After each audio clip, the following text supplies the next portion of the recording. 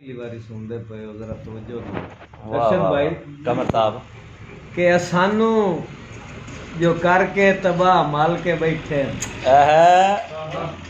काफिया देखना सानू जो करके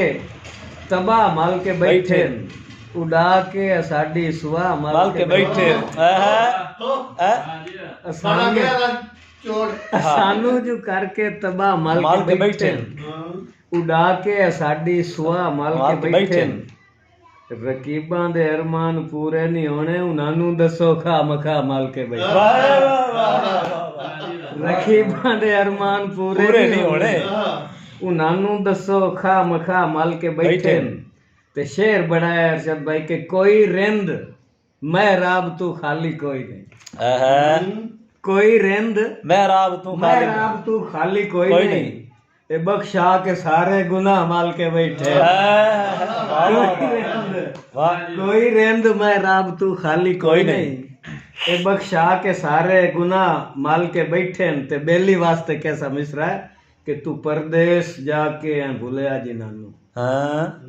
तू परदेश जाके हैं भूले जी नानू तेरे रात लाके निगाह माल के बैठे वाह वाह वाह वाह क्या बात परदेश जाके हैं भूले जी नानू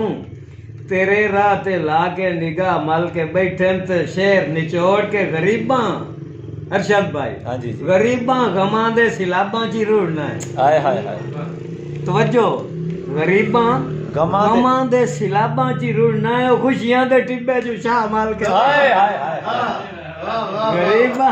गरीबां क्या नक्शा गमां दे सिलाबां ची रूड़ना है ओ खुशियां दे टिब्बे जो शाह माल के बैठे ते तूतला शेर